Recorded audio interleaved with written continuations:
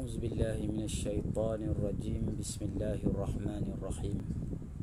Assalamualaikum warahmatullahi ta'ala wabarakatuh. Alhamdulillahi rabbil alamin. Wassalatu wassalamu ala ashrafil anbiya'i wal mursalin wa ala alihi wa sahbihi ajma'in. Rabbi shrah li sadri wa yassir li amri wahlul 'uqdatam min lisani yafqahu qawli.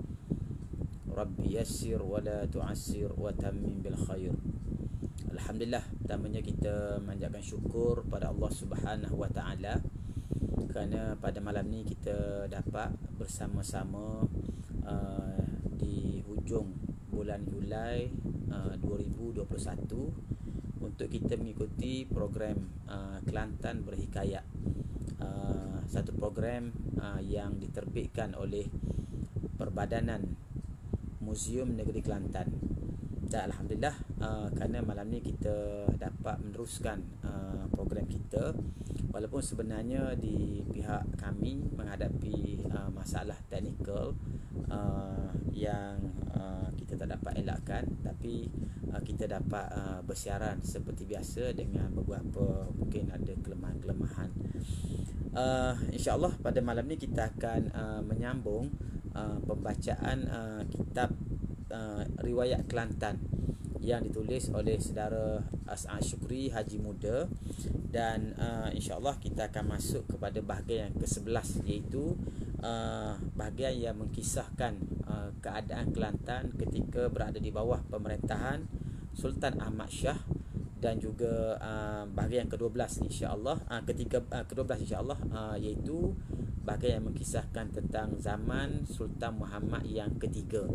Dan insyaAllah pada malam ni kita akan bahaskan kedua-dua zaman ini. Setelah kita melihat panjang lebar sebelum daripada ini, zaman pemerintahan Sultan Muhammad yang kedua. Sultan Muhammad kedua memerintah sekitar 50 tahun. Agak lama kerana baginda memerintah bermula daripada 1837 sehingga kewafatan atau kemangkatan baginda pada 1886, itu sekitar 50 tahun. Jadi tempoh 50 tahun itu mempunyai terlalu banyak peristiwa yang memberikan gambaran pada kita bagaimana Sultan Muhammad yang kedua berjaya menangani isu-isu politik yang berlaku di Kelantan, dan juga baginda telah memainkan peranan besar ke arah pembentukan Kelantan sebagai sebuah negeri yang penting dalam peranannya menjadi pusat kebangkitan Islam pada abad yang ke-19. Kita juga mendengar kisah-kisah pergolakan, krisis politik, peperangan dan seumpamanya yang berlaku, selain daripada berlaku beberapa bencana, antaranya bencana angin besar ataupun ribut taufan yang berlaku pada tahun 1880, dan bencana kemelesetan ekonomi yang menyebabkan akibat daripada satu wabak yang berlaku. Wabak tu sebenarnya bukan wabak macam COVID sekarang, tapi wabak itulah wabak yang melibatkan binatang-binatang ternakan, iaitu lembu dan lembu kambing lah. Macam kita hari ni kita panggil penyakit kuku dan mulut, yang menyebabkan lembu-lembu di Kelantan ni habis semua, mati. Dan bila lembu ni mati, sebenarnya efek dia bukan hanya pada masalah makanan, nak makan daging susah, tapi yang jadi efek dia ialah oleh kerana di Kelantan ketika itu ialah tempat penanaman padi. Bila berlaku peristiwa seperti ini, menyebabkan proses penanaman padi itu terhalang, kerana Kelantan tu membajak sawah menggunakan menggunakan lembu kerbau. Jadi menanam padi dengan lembu kerbau ni memang terkesan yang besar, dan itulah menurut penulis yang menyebabkan banyak sekali orang-orang Kelantan terpaksa berhijrah pergi ke Kedah, pergi ke Johor, pergi ke Terengganu untuk mencari penghidupan, kerana masalah ekonomi yang sangat parah di Kelantan akibat daripada wabak tersebut.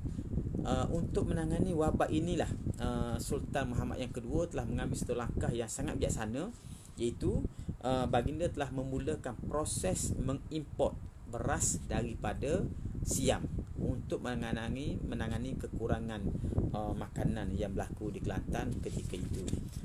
Inilah sebahagian daripada kisah-kisah yang telah kita baca dan kita dengar dalam sesi sebelum daripada ini, sehingga baginda Sultan Muhammad yang kedua meninggal dunia pada tahun 1304.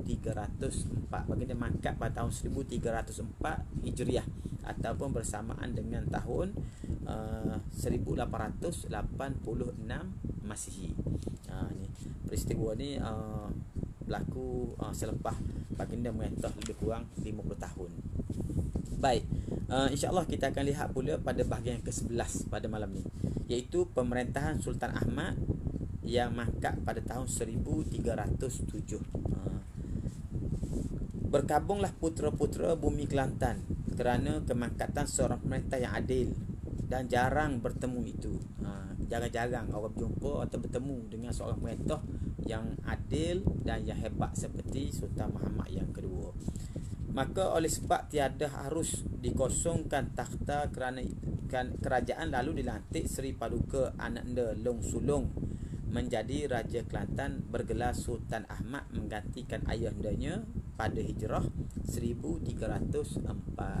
Bila mangkat saja Sultan Muhammad yang kedua, oleh kerana kaedahnya bila mangkat seseorang sultan, maka segera diadakan perlantikan sultan yang baru sebagai pengganti. Maka pada hari kemangkatan itu, pada proses sebelum pengkebumian, puteranya yang sulung yang dikenali sebagai Long Sulong ataupun nama sebenarnya Long Ahmad, oleh dia yang sulung dipanggil Long Sulong, yang kita pernah sebut pada minggu lepas. Long Sulong ni lah yang disabotaj oleh anak-anak Raja Salor yang cuba membunuh beliau, baginda. Lalu baginda bergelar Sultan Ahmad Shah, mula jadi raja pada tahun 1304 Hijriah ataupun bersamaan dengan 1886. Dan kita perlu ingat dan perlu faham bahawa apabila Sultan Muhammad yang kedua ini, baginda mula menjadi Tengku Temenggung, mengambil alih tempat ayahnya Tengku Long Tan ketika Long Janal menjadi raja pada tahun 1836. Kemudian menjadi sultan selama 50 tahun. Artinya baginda berada dalam pentadbiran kerajaan ni 52 tahun lebih kurang, kan. Dan tempoh 50 tahun itu adalah satu tempoh yang sangat lama, yang menyebabkan Long Sulong puteranya ini ketika menjadi raja, baginda sebenarnya sudah berusia lanjut, kan. Sebab itulah Long Sulong baginda memerintah tidak lama. Adapun Duli Yang Maha Mulia Sultan Ahmad ataupun Long Sulong tadi yang tersebut sebelum ini, mangkatnya sebelum adapun Duli Yang Maha Mulia Sultan Ahmad yang tersebut sebelum lagi mangkatnya almarhum telah diperisterikan dan mendapat putera dan puteri. Maknanya Nabi tahu Sultan Ahmad ni ataupun Sultan Ahmad ni, ketika dia mangkat, dia sebenarnya ada isteri dan juga beberapa orang anak. Anak baginda ramai, mungkin isterinya juga ramai, kan. Dalam senarai yang diberikan oleh penulis ini, Sultan Long Ahmad mempunyai 25 orang putera dan puteri. Ni ramai. Ayahandanya Sultan Muhammad yang kedua umurnya panjang, tetapi anaknya hanya 3 orang. 3 orang saja, dua orang putera, seorang puteri. 2 orang putera tu Long Ahmad yang dikenali Long Sulong, kemudian Long Jaafar. Long Jaafar itulah ayahanda kepada Tengku Ahmad Panglima Raja, dan juga Tengku Panglima Raja lah, ayahanda Tengku Ahmad Panglima Raja, dan juga ayahanda kepada Tengku Iskandar, ayahku Pasir Mas tu, ayahku Pasir Mas. Tengku Iskandar ni adalah ayahanda kepada ananda kepada Long Ahmad Tengku Panglima Raja, iaitu cucunda kepada Long Jaafar atau Long Ghaffar.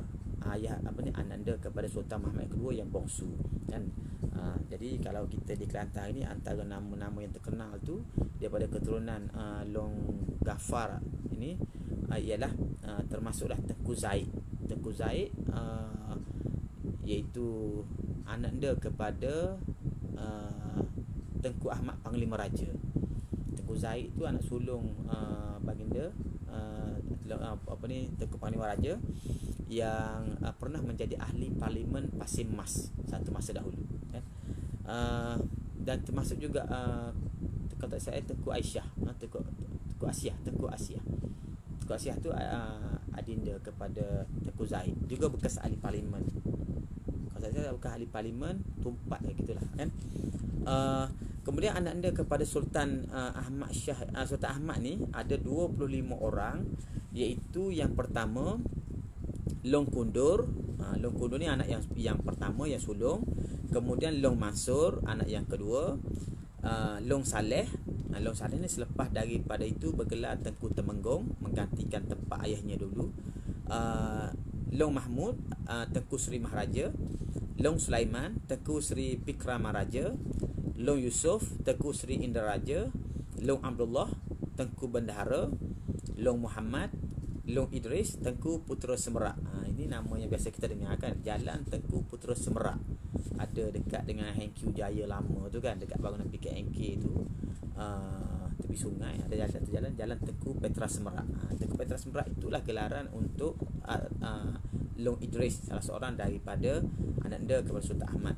Kemudian Long Yaakob, Long Abdul Rahman Tengku Seri Asmara Raja. Long Putih Long Ibrahim, Long Cik Abdul Rahman. Kemudian puteri-puterinya Engku Kembang Puteri, Engku Besar Maimunah, Engku Busu, Engku Biru, Engku Wok, Engku Aminah, Engku Zainab, Engku Som, Engku Yah, Engku Merah dan Engku Tengah. Kesemuanya 25 orang. Tapi tak disebut kepada kita di sini oleh penulis bonda-bonda mereka. Saya menjangkakan mungkin lebih daripada seorang bondanya kan, kerana anak-anda kepada Sultan Ahmad ni berjumlah 25 orang. Daripada 25 orang itu, dua daripadanya yang pertama itu iaitu Long Kundur dan Long Mansur, mereka baginda berdua ni pernah menjadi Sultan Kelantan pada generasi berikutnya. Di dalam masa pemerintahan Sultan Ahmad ini tiadalah berbangkit apa-apa kerusuhan atau peperangan sebagaimana Seri Paduka ayahandanya dulu, iaitu almarhum Sultan Mulut Merah itu. Cuma perselisihan yang kecil-kecil sahaja, tetapi tidaklah di sisinya, kerana ada pada masa ayahandanya sentiasa Duli Yang Maha Mulia ini menghadapi peperangan yang besar. Krisis-krisis yang kecil tu mungkin berlaku, tapi tidaklah membawa kepada krisis yang besar yang kita kata boleh merosakkan keamanan negeri. Apabila telah dirasai peperangan besar, tidak dapat tiada dengan senang dipadamkan perselisihan yang kecil. Maknanya oleh kerana Long Sulung ini ataupun Sultan Ahmad ini, dia sudah biasa dengan krisis-krisis politik yang berlaku zaman ayahandanya dahulu, maka bila baginda memerintah, bila berlaku saja krisis-krisis, senang saya tangani, kerana dia sudah baginda sudah berpengalaman menghadapi keadaan-keadaan seperti itu. Tetapi tidak berapa lama di atas tahta kerajaan, maka pada hari Selasa 16 hari bulan Rejab 1307 mangkatlah baginda dan dimakamkan di Langgar. Maka jadilah nama Duli Yang Maha Mulia di atas tahta itu lebih kurang 3 tahun. 3 tahun maknanya bermula 1886 sehingga 1889. 3 tahun saja menjadi raja kan. Sebab itulah tidak banyak peristiwa besar yang dicatatkan, walaupun pada hakikatnya ada peristiwa-peristiwa yang penting yang berlaku, tetapi penulis tidak mencatatkannya. Mungkin yang besar di sini dimaksud oleh penulis lah tidak berlaku krisis-krisis politik yang besar, peperangan dan seumpamanya, tapi dari segi perkembangan Islam, perkembangan dakwah, perkembangan gerakan ulama-ulama dalam mengembangkan Islam, itu pasti ada berlaku. sebab selepas kemakatan baginda itu memang satu zaman yang dikenali sebagai zaman kemuncak Islam di Kelantan. Maka mustahil zaman berikutnya itu menjadi zaman kemuncak kalau tidak ada satu root ataupun satu tapak yang dibina terlebih awal pada zaman baginda. Baik, kemudian kita lihat pada bahagian seterusnya, itu bahagian ke-12. Pemerintahan Sultan Muhammad ketiga dan mangkatnya pada Hijrah 1308. Pada zaman Sultan Muhammad yang ketiga ini, baginda, sebagai kita sedia maklum tadi, saya dah beritahu, ananda kepada Sultan Ahmad ini, yang pertama itu Long Kundur. Long Kundur, baginda lah yang bergelar Sultan Muhammad yang ketiga.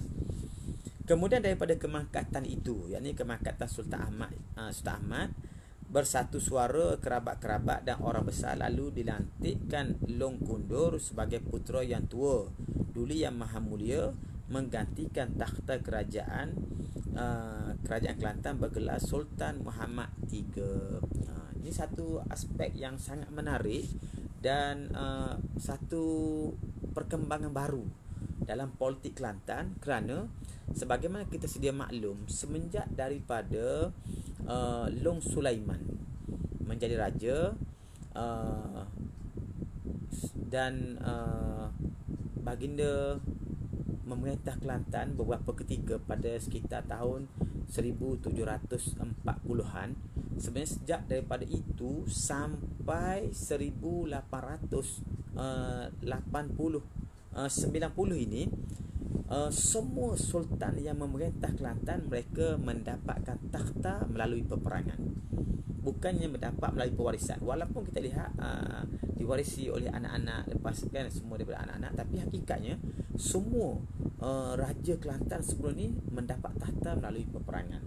Termasuklah anak-anak Tuan Sulong yang memerintah di Kuala Kebalabu sebelum ni mendapat takhta kesan daripada kejayaan mereka membunuh Long Sulaiman, Long Ahmad kan. Lepas tu berlaku peperangan, Long Muhammad dibunuh oleh Long Draman, naik adindanya Long Pandak. Kemudian pada zaman Long Pandak berperang dengan Long Sulaiman, dengan Long Yunus, putera Long Sulaiman. Long Pandak terbunuh, Long Yunus menjadi raja. Bila Long Yunus mangkat, anak menantunya iaitu Long Tengku Muhammad daripada Terengganu memangku raja. Kemudian berlaku peperangan yang menyebabkan Sultan Muhammad I dapat mengambil takhta itu. Selepas kemangkatan Long Muhammad, berlaku rampasan kuasa, Long Jenal menjadi raja. Kemudian berlaku peperangan lagi, lalu Long Senik Mulut Merah menjadi raja dengan gelaran Sultan Muhammad yang kedua. Peperangan juga. Pada zaman dia berlaku lagi siri-siri peperangan, tapi baginda berjaya mempertahankan kedudukannya sehinggalah baginda wafat. Kemudian Long Sulong atau Long Ahmad ini menjadi raja, Sultan Ahmad. Itu pun berlaku juga krisis politik ketika pelantikan, tapi mendapat persetujuan. Bila Long Ahmad ataupun Sultan Ahmad ni wafat, maka puteranya Long Kundur disepakati oleh kerabat dan juga pembesar-pembesar supaya baginda diangkat menjadi raja tanpa melalui sebarang perperangan. Inilah perubahan yang baru dalam politik Kelantan, dan saya catatkan sebagai satu penekanan kepada kita semua, bermula daripada ketika inilah Kelantan melalui proses-proses politik yang lebih matang, di mana pengganti-pengganti raja itu baginda semua mendapat takhta dengan cara yang lebih tenang, lebih smooth berbanding dengan zaman-zaman sebelumnya. Sehingga dicatatkan dalam beberapa hikayat mengatakan bahawa di kalangan raja-raja tahun dulu itu berpesan bahawa better ni mendapat takhta dengan cara berperang, maka anak-anak semua kena bersiap untuk berperang mendapatkan takhta masing-masing. Ini macam satu dikton politik yang dipegang oleh putera-putera sultan. Lalu krisis-krisis itu berpanjangan yang begitu lama. Kemudian disebutkan bahawa dan memerintahlah Duli Yang Maha Mulia Sultan Muhammad yang ketiga ini dengan bertambah-tambah adil. Lagi ialah berpegang dengan kuatnya hukum Muhammadiyah, yakni hukum Islam, dan serta menjalankannya dengan tidak alpa lagi kerana telah diperhatikan sekalian gerak-geri putera-putera bumi pada masa almarhum Seri Paduka Ayahanda. Jadi pada masa Sultan Muhammad yang kedua itu, yang Muhammad yang ketiga, artinya baginda tidak mengubah dasar-dasar negeri dari segi pelaksanaan undang-undang negeri berasaskan undang-undang Islam. Maka berlakulah keadilan dalam kerajaan. Adapun hukuman-hukuman syariah yang dijalankan itu setengah daripadanya jika seseorang ketuduhan kecurian, dengan cukup keterangan saksi-saksi dipotong tangan. Maknanya sebenarnya hukum hudud telah dilaksanakan di Kelantan satu masa dahulu. Ini disebut oleh penulis ini bahawa pada zaman Sultan Muhammad yang ketiga, kalau berlaku kes-kes kecurian dan tertuduh boleh dibuktikan melakukan kesalahan tersebut dan sabit dengan salah, maka hukumnya ialah potong tangan. Cerita hukum hudud ni bukan cerita baru tuan-tuan di Kelantan kan. Dah lama dah benda ni berlaku.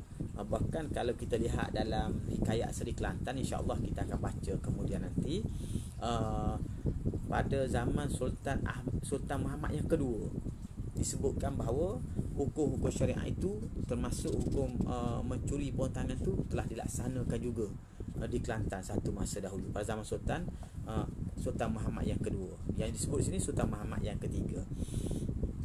Begitu juga yang lain mengikut hukum syariah.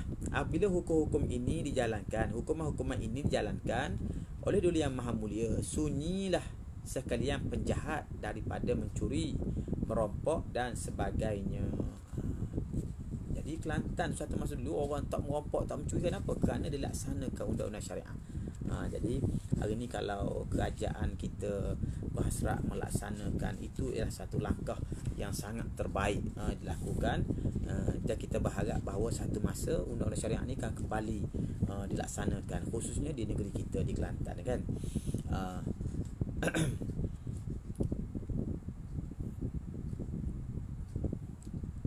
Sunyilah sekalian penjahat daripada mencuri, merompok dan sebagainya, tidak hendak dibuatnya lagi, dan menuju kepada jalan kebaikan, membuat segala pertukangan, kerja pertukangan, menanam padi dan sebagainya dengan senang lena.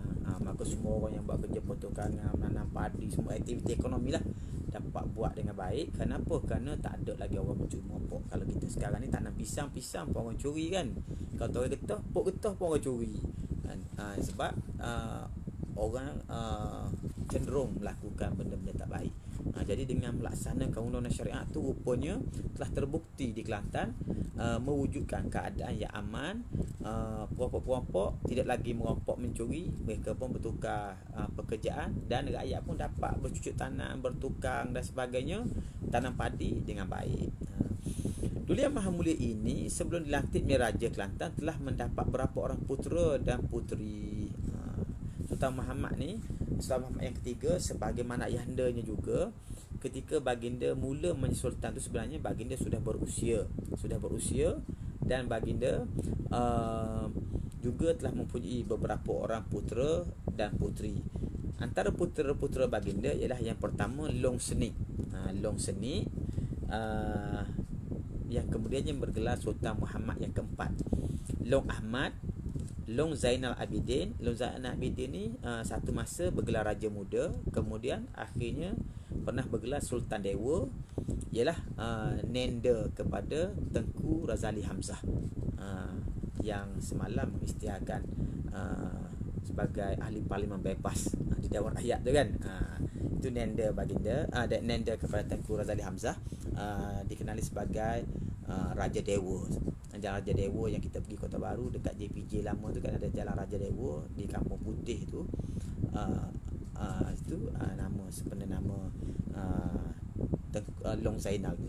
Kemudian Long Ismail, Long Abdul Rahman. Long Abdul Rahman ni biasa dikenali sebagai Tengku Srijaya Raja. Dan 4 orang puteri, iaitu Engku Wok, Engku Biru, Engku Yah dan juga Engku Embong. memeliharalah Duli Yang Maha Mulia akan putera dan putrinya dengan aman sentosa, kedai, pasar penuh dengan buah-buahan dan sebagainya. Ini keamanan yang berlaku pada zaman Sultan Muhammad yang ketiga. Adapun putera yang tua, Long Senik, dilantik menjadi Tengku Seri Indra. Ini satu juga yang kita kena maklum, bahawa semenjak daripada zaman Sultan Muhammad yang ketiga ini, putera yang sulung ataupun bakal raja diberi gelaran Tengku Seri Indra. Itu gelaran zaman dulu. Tengku Seri Indra ni dipegang oleh putera-putera sulung sehingga ananda kepada Sultan Ibrahim, iaitu Tengku Seri Indra Petra. Tengku Indra Petra yang kita panggil kan, Tengku Indra Petra tu nama sebenarnya Tengku Abdullah, ayahanda kepada Tengku Ibrahim Petra. Beliau ialah Tengku Seri Indra yang terakhir yang dilantik di Kelantan. Bila beliau meletakkan jawatan sebagai Tengku Indra, kemudian jawatan Raja Muda itu diambil oleh adindanya Sultan Yahya Petra kan. Sejak daripada hari itu tak ada lagi jawatan itu. Jawatan nombor 2 selepas Sultan dikenali sebagai Tengku Mahkota. Dulu dipanggil Tengku Seri Indra. Tengku Seri Indra ni pernah dipegang oleh Sultan Long Senik, bukan Long Senik, Long Senik lah, Long Senik Sultan Muhammad yang keempat. Pernah dipegang oleh Tengku Ismail, Sultan Ismail yang pertama itu kan, yang almarhum Sultan Ismail yang kedua, ayahanda Sultan Muhammad kelima itu Ismail yang kedua kan. Kemudian dipegang juga oleh Tengku Abdullah. Itu jawatan Tengku Seri Indra. Tengku Seri Indra tu maknanya itu ialah jawatan bakal raja, Tengku Seri Indra. Adapun putera yang tua, Long Senik, dilantik menjadi Tengku Seri Indra, bakal memerintah, dan yang lain masih kecil. Adinda-adindanya semua masih kecil. Sebenarnya ketika kemangkatan ayahandanya ini, Tengku Seri Indra juga masih remaja, masih muda. Sungguh pun dilantik putera itu, akan tetapi tidaklah diberi sepenuh-penuh kuasa kerana diketahui masih muda lagi. Memang itu dicatat dalam banyak sejarah bahawa Long Pundur ketika diberi jawatan bakal raja bergelar Tengku Seri Indra, baginda sebenarnya ketika itu masih muda dan tidak banyak peranan yang dimainkan. Jadi tidak pelik sebenarnya anak-anak raja yang masih muda itu diberikan jawatan itu. Dan kita pun tahu Sultan Muhammad kelima, Tengku Faris, dahulu pun diberi jawatan Tengku Mahkota ketika usia baginda masih remaja kan. Di Terengganu, Tengku Ismail, ananda Tengku Mizan, Sultan Mizan tu kan, juga pernah diberi jawatan Tengku Mahkota dalam usia yang memang sangat muda. Kalau kita masih sekolah rendah lah kan. Dan ketika Sultan Mizan jadi Pertua Agong, jawatan Sultan tu dipangku oleh pembesar-pembesar lain. Pada hari Isnin 2 Syawal 1308, mangkatlah baginda dan dimakamkan di Langgar. Maka jadi lama di atas takhta kerajaan 1 tahun 4 bulan, lebih kurang setahun saja, setahun 4 bulan. Memang Sultan Muhammad yang kedua ni baginda mangkat pada hari raya. Hari raya yang kedua. Hari raya yang pertama hari raya 1 Syawal. Hari yang kedua itu baginda mangkat pada tahun 1891. Setahun bukan setahun 4 bulan. Jadi menjadi raja. Sebab itulah masyhur cerita pada masa dahulu, krisis di antara Sultan Muhammad yang ketiga dengan Tok Konok, seorang tok guru yang terkenal di Kota Baru. Isunya kerana pada 1 Syawal itu berlaku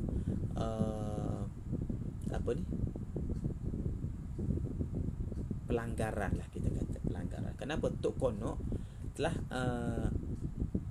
berhari raya 1 hari lebih awal. Tok Konok tu berhari berdasarkan kiraan falak. Menurut beliau, badan kiraan falak, dia berlaku 1 hari lebih awal. Artinya Tok Konok berhari raya pada hari Sabtu. Sedangkan Sultan mengisytiharkan hari raya pada hari Ahad. Maka berlakulah konflik sehingga Tok Konok kita kata dakwa. Jadi dalam proses itulah ketika itu pada hari yang kedua hari raya, ataupun sebenarnya bukan hari yang kedua hari raya, pada malamnya. Hari pertama malamnya Baginda Sultan telah meninggal dunia. Maka timbul banyaklah cerita-cerita di sebalik itu. Tak apalah, kita ketepikan cerita, tapi saya nak sebutkan itu peristiwa yang terakhir berlaku pada zaman pemerintahan Sultan Muhammad yang kedua. Baginda dikenali sebagai sultan yang adil dan melaksanakan undang-undang syariat dalam tempoh setahun 4 bulan Baginda memerintah. Baik, kita masuk kepada bahagian yang ke-13, pemerintahan Sultan Mansur dan mangkatnya pada Hijrah 1317. Barangkali pembaca-pembaca yang dermawan hairan dan bertanya-tanya diri sendiri, siapakah pula ganti tahta kerajaan? Kerana tiada sunyi tiap-tiap sebuah negeri itu mempunyai raja. Jadi isunya di sini, yang pertama, ketika Sultan Muhammad yang ketiga mangkat secara mengejut ini, Baginda sebenarnya mempunyai putera-puteri yang masih kecil, berbeza dengan Baginda sendiri sebelumnya, termasuk Sultan Ahmad Long Kundur itu. Kerana ketika kemangkatan Sultan Muhammad yang kedua, Long Kundur sudah Long Sulong, Baginda juga telah berusia. Oleh kerana Baginda telah berusia dan punya ramai putera dan puteri, anak-anak Baginda juga sudah dewasa. Bila Sultan Ahmad mangkat pada tahun 1889,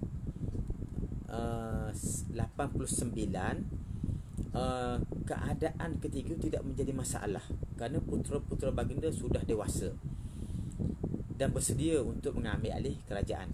Adapun Sultan Muhammad yang ketiga, Baginda bukan sahaja memerintah sekejap, putera-puteri Baginda yang berjumlah 9 orang itu sebenarnya masih muda remaja. Termasuklah putera sulung yang bergelar Tengku Seri Indra ini masih remaja.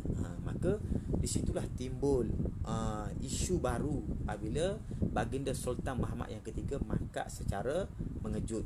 Maka di sini timbulkan soalan, bagaimana kita dapat tiba-tiba ada orang lain jadi raja, kan? Kenapa? Kerana bila mangkat seorang raja, menjadi satu keperluan diangkat seorang raja yang baru. Sebenarnya begitu, kerana tiap-tiap raja itu sebelum daripada mangkatnya telah melantik bakal pemerintah seperti juga almarhum telah melantik Seri Paduka anak anda Long Senik menjadi Tengku Seri Indra.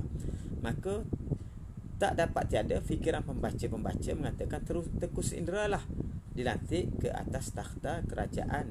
Kalau gitu dengarlah, cerita dia begini, kata dia, kenapa Tengku Indra tidak menjadi raja.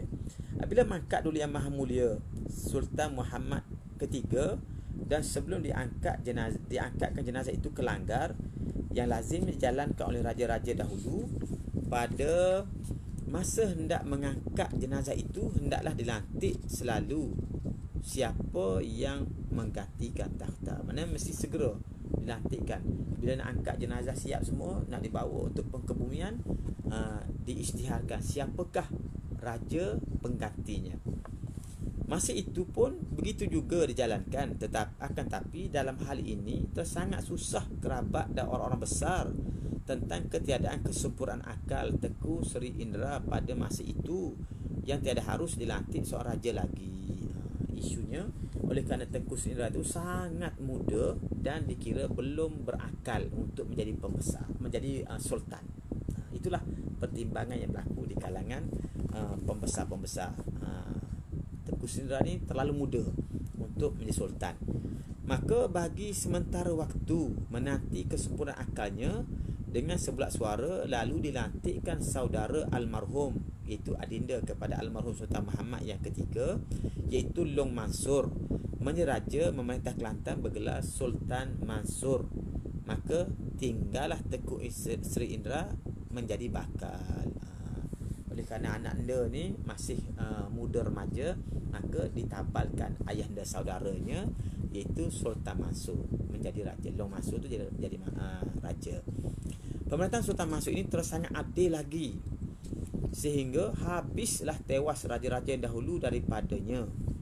Tetapi tentang peraturan negeri dan hukuman-hukuman menjalankan mengikut perjalanan saudara almarhum hanyalah menambah pada tentang perubahan baru.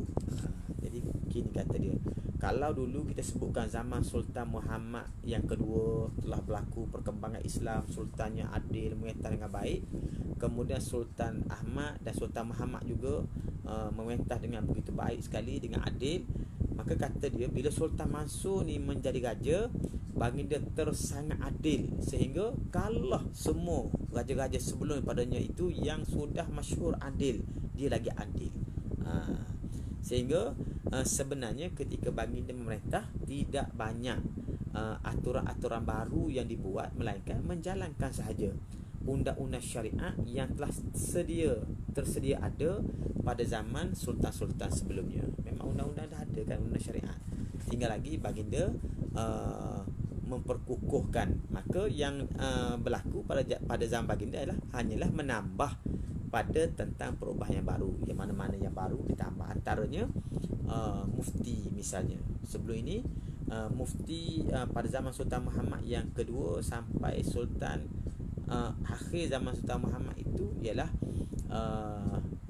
Mufti Haji Wan Abdul Rahman Muda. Kemudian di akhir zaman Sultan Muhammad itu diriwayatkan telah meninggal dunia mufti ini. Lalu diganti imam Masjid Kota Baru, iaitu Haji Wan Nik Daud. Haji Wan Nik Daud Wan Sulaiman menjadi mufti yang baru.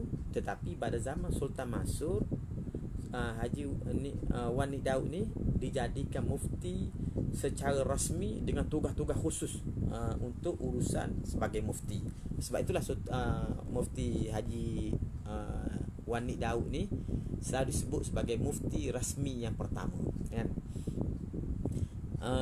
Yang lain-lain itu termasuklah urusan di masjid dan seumpamanya, dan juga pengukuhan terhadap mahkamah, sistem mahkamah syariah dan juga undang-undang Islam yang diperkukuhkan dengan lebih tersusun pada zaman Sultan Mansur ini. Dan baginda jugalah yang banyak menggalakkan ulama-ulama yang di Kelantan itu membangunkan pusat-pusat pendidikan, sehingga akhirnya Kelantan itu bertukar menjadi pusat pengaji Islam yang masyhur. Disebut juga sini setengah daripadanya, yakni setengah daripada pembaharuan yang dibuat oleh Sultan Mansur ialah pakaian laki-laki yang sentiasa zaman berzaman memakai pakaian selai kain lepas, selai setangan, batik atau dastar di kepala, dan selai kain diikat di pinggang, terselit keris, dan selai selendang. Kata dia, pakaian laki-laki orang Kelantan zaman dulu biasanya pakai kain lepas, selai kain lepas saja, pakai kain lepas selai, itu pakai orang lelaki kan. Selai setangan, kemudian atau pakai batik, kain batik ataupun desta ikat kepala tu kan, semuta tu desta, dan kain ikat pinggang, ikat kain ikat pinggang satu, berselit keris, dan selai kain selendang, ibu kain atas bau ni kan, orang panggil ridak kan. Dulu orang Kelantan tu ibu capok kain lepas atas bau ni kan.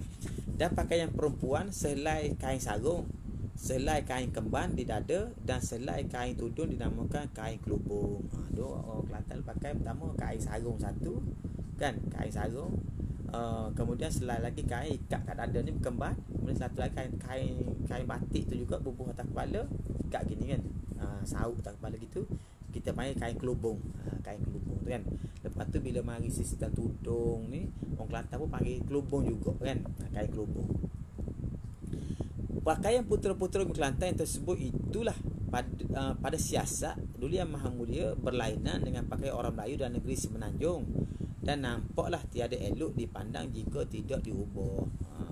Orang negeri lain pakai elok-elok, orang Kelantan pasal pakai macam tu kan. Dia sebenarnya pakai tu menutup aurat, cuma dia pakai kain, dia tak pakai baju. Jadi kita pun tengok zaman-zaman dulu memang gitu orang pakai kan. Sebab tu kita tengok gambar Tok Kenali tu. Tok Kenali ni hidup pada zaman ni. Dia hidup zaman remaja dia pada zaman Sultan Mansur kan. Dan kita tengok zaman tua dia pun dia style pakai kain. Kemudian kadang-kadang tak berbaju, letak kain atas bahu je kan. Tapi kepala ada serban. Itu style pakaian orang Kelantan pada masa itu.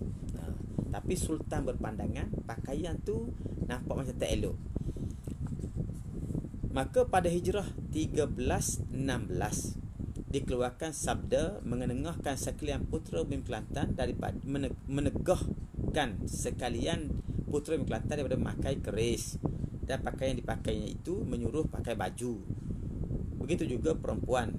Bagaimanakah pakaian putera sebagaimana pakaian putera-putera bumi Johor dan lain-lain. Jadi pakai itu pakai kain, kena ada baju. Barulah start kita pakai baju. Sebenarnya bukan orang tak pakai baju, tapi style dia orang Kelantan tu dia tak pakai baju.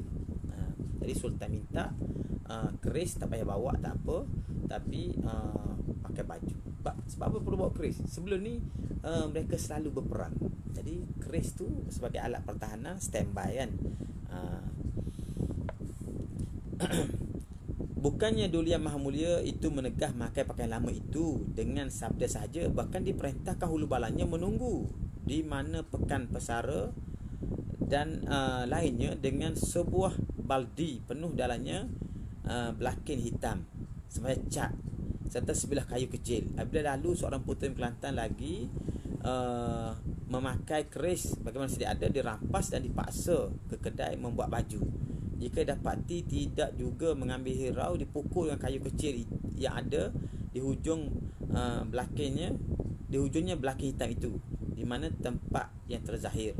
Maka sejak itu pakaian masing-masing berubah pun sedikit. Maka bolehlah dikatakan seisi Kota Baru telah meninggalkan pakaian lama itu, melainkan di daratnya setengah-setengah sahaja yang meninggalkannya. Yang ada mana-mana yang tidak mengubah pakaian tidak dapat turun ke Kota Baru selama-lamanya. Ni satu maklumat penting pada kita dulu orang Kelantan. Dia pakai kain je ataupun letak kain lepas atas bahu. Itulah style Kelantan pakai. Dan ada keris ataupun mungkin golok kelewel lah, ada di pinggang. Lalu Sultan perintah tak boleh pakai dah, mesti pakai baju. Keris tak dibawa, pakai baju. Jadi ni macam pakai emas sekarang. Bukan hanya arahan lisan, tetapi kerajaan telah menguatkuasakan peraturan itu dengan melantik pegawai-pegawai kerajaan yang bertugas sebagai penguatkuasa. Kalau ada orang pergi Kota Baru, masuk dalam bandar, pergi ke pasar, tak pakai baju, dia satu kesalahan. Jadi mereka akan ditahan dan disuruh pergi potong baju. Rupanya dia tak ada baju. Bukan baju tak, dia orang style tak pakai baju kan. Jadi kita pakai baju, jadi kita polis akan tahan dia, suruh pergi potong baju.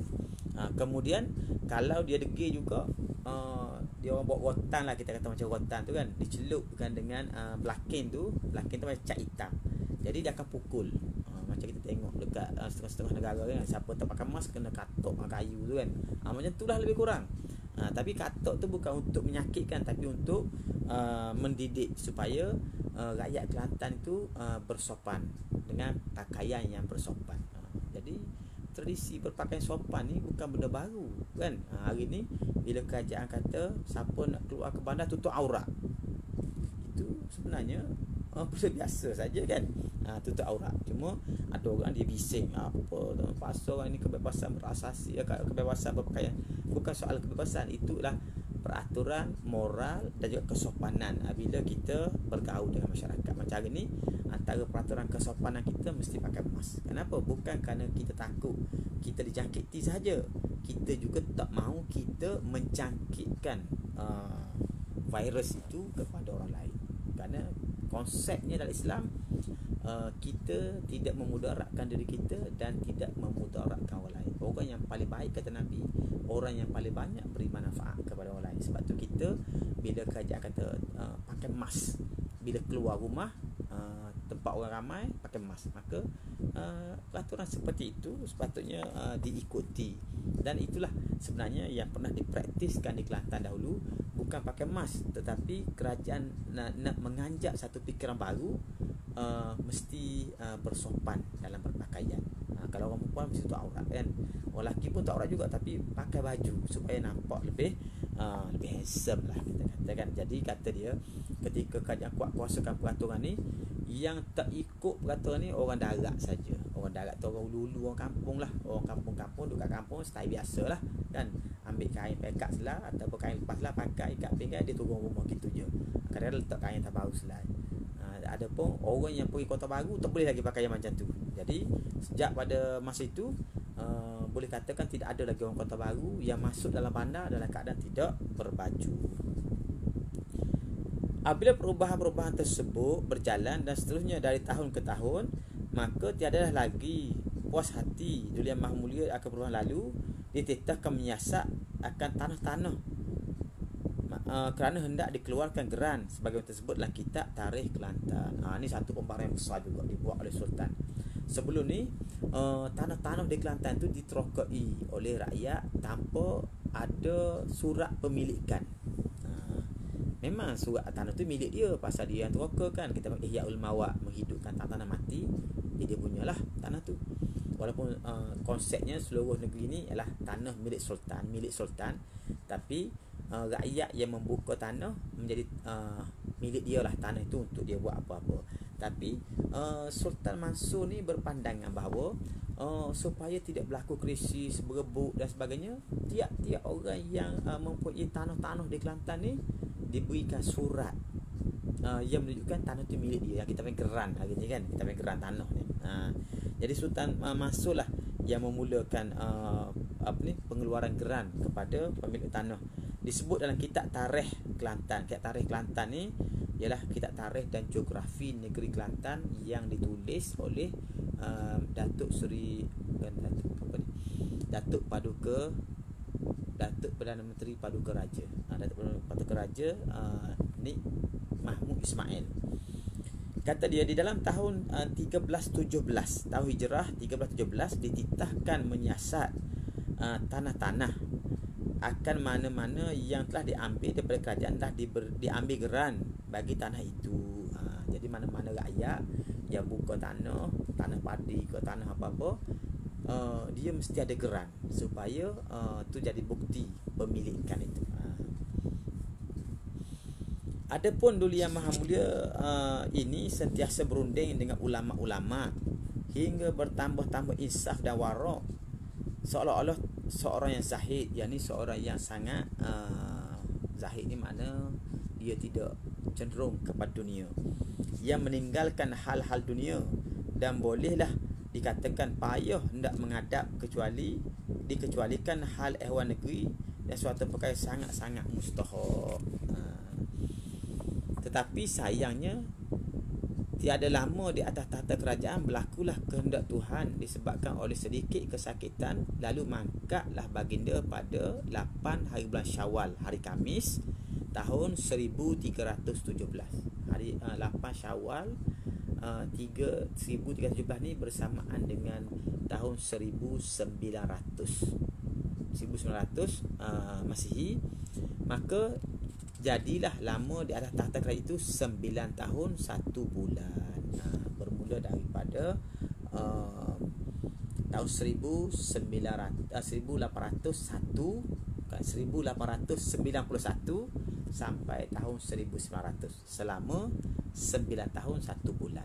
Itu Sultan Mansur memerintah negeri Kelantan dengan adil, membuat pembaharuan-pembaharuan, mendekati para ulama, menggalakkan ulama-ulama membangunkan pendidikan Islam di Kelantan dan sebagainya, sehingga disebut baginda ni bukan saja adil tapi waraknya, zuhudnya, seumpamanya semua ada pada baginda.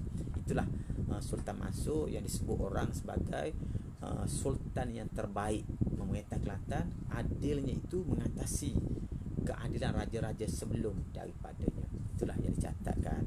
Jadi sahabat-sahabat semua, kita akan menamatkan sesi kita pada malam ini di sini, dan insya-Allah kita akan melanjutkan perbincangan berkenaan dengan kisah yang berikutnya pada bahagian yang ke-14 pada minggu hadapan insya-Allah, iaitu tentang Kelantan pada zaman pemerintahan Long Senik. Long Senik itu ialah ananda kepada Sultan Muhammad yang ketiga, yang tadi Tengku Sri Indra Petra, yang ditangguhkan pelantikan baginda sebagai raja. Baginda kemudiannya menjadi raja menggantikan ayahanda saudaranya pada tahun 1900. Long Senik itulah yang kita kenal sebagai Sultan Muhammad yang keempat. Selalu orang Kota Baru tengokkan Stadium Sultan Muhammad yang keempat. Itulah Long Senik, Raja Kelantan daripada tahun 1900 sehingga 1920. InsyaAllah kita akan jumpa lagi untuk kita mengikuti kisah-kisah berikutnya ini pada minggu hadapan, insyaAllah. Jadi saya ucapkan terima kasih kepada semua, dan saya mengajak kepada diri saya dan tuan-tuan semua supaya kita terus mematuhi SOP. Pastikan setiap orang daripada kita mengambil vaksin secukupnya. Kalau patut 2 dos, kalau patut 3 lah, kerana kajian umumkan siapa yang mengambil Sinovac kena cucuk 3 dos, ambil 3 dos kan. Dan kita patuhilah SOP yang telah ditetapkan supaya kita tidak keluar daripada rumah kalau tak ada urusan yang penting. Jaga jarak sosial, sentiasa basuh tangan, pakai mask dan seumpamanya. Kerana kita lihat trend yang sedang berlaku sekarang, walaupun sudah mula ambil vaksin dan sebagainya, kadar pertingkatan harian itu masih tinggi. Hari ini 17,000 lebih kan. Jadi kalau kita tidak sama-sama berusaha memberikan kerjasama kepada kerajaan, mungkin virus ini tidak akan putus rantaian dia. Dan kita di Kelantan, saya lihat tadi lebih 500 kes hari ini. Jadi itulah kes yang menyebabkan kita sentiasa perlu berada dalam keadaan beringat, berjaga-jaga dan mematuhi SOP yang telah ditetapkan oleh pihak kerajaan. InsyaAllah dengan usaha kita, kita dapat sama-sama memutuskan rantaian COVID-19 ini, dan kita berdoalah pada Allah, mudah-mudahan Allah Ta'ala mengangkatnya daripada kita, insyaAllah. Dan kita berdoa juga, jangan lupa berdoa juga pada Allah Ta'ala supaya kita dapat pastikan politik negara kita ini akan terus stabil, ekonomi akan kembali pulih, dan kita dapat sama-sama menikmati rahmat daripada Allah Subhanahu wa Ta'ala, insya-Allah. Wassallallahu ala sayyidina Muhammad wa ala alihi wa sahbihi wa baraka wa sallam. Wassalamualaikum warahmatullahi